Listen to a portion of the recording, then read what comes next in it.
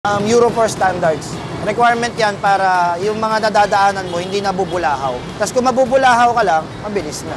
Pasaway tayo. Tatagalin natin yun. Pag sinabing adventure bike, ito na ata ang sinasabi nilang end bike nila, ang R1250 na GS. Napakalaking motor.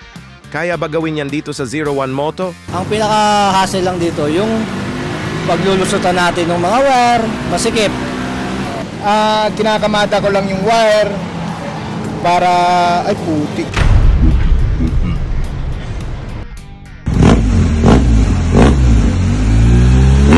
Halika panoorin natin. Magpapakabit si Sir ng mga accessories sa kanyang motor. Isa na dito ay ang auxiliary light. Malaking tulong ito lalo na sa gabi dahil madalas daw ang biyahe ni Sir. Siyempre naka-adventure eh. Meron na siyang ilaw nakakabit na pero gusto niya pa ito dagdagan. Sunod naman ay ang busina.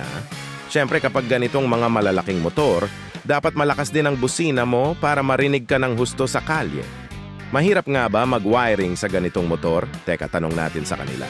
Usually wala naman siya pinagkaiba sa mga wiring ng small bike tsaka big bike. Etong GS1250.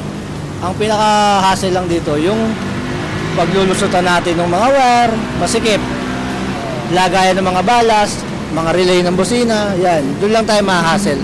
Doon lang tayo mahirapan. Kaya-kaya, basic. Basic yung master. Master ko ako. Kinakamata ko lang yung wire para ay putik, batik-batik. Lalagyan natin kasi ng auxiliary light, so ipepesto lang natin ng maigi ito.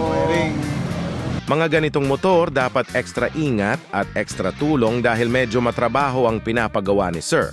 Kaya dapat pulido ang gawa lalo na pag-usapang wiring sa mga ganitong motor para walang maging problema. Susunod naman ay ang canister. Naka-stock exhaust pa pala si Sir. Nako ang tahimik. Pag andito ka sa 01 Moto, matik yung palitan na din yan. Kailangan ito i-convert. Nagpapatahimik dyan. Pag natanggal na yan, babaklasin lang yung sensor nito. Tapos, slip-on na yan. Pag in-slip-on mo na yan, good as open na yan. Kasi pag naka-ano ka tol, pag naka-stop ka, nakasara yan. Pag naka 5,000 RPM ka na, tsaka lang bumubukas yan.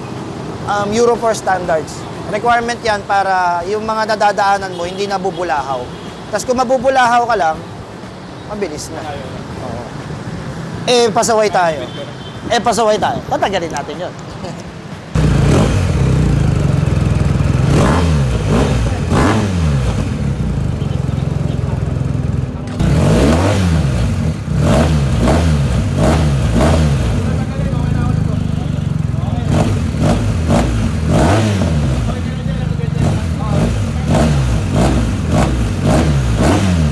Pasensya na hindi na nakuhanan ang paggawa ng elbow ng aming fabricator.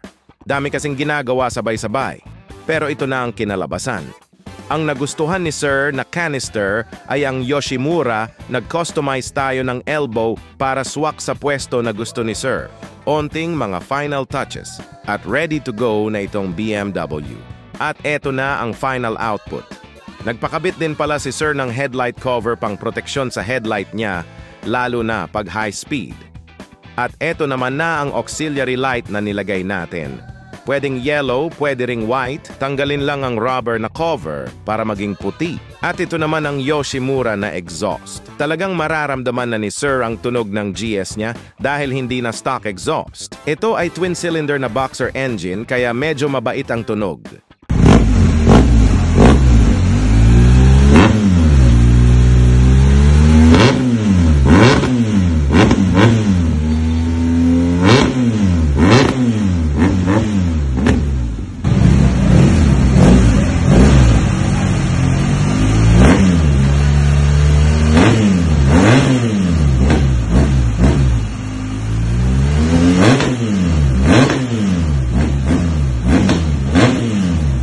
Maliit man o malaking motor, pwedeng-pwede ka dito sa 01 Moto.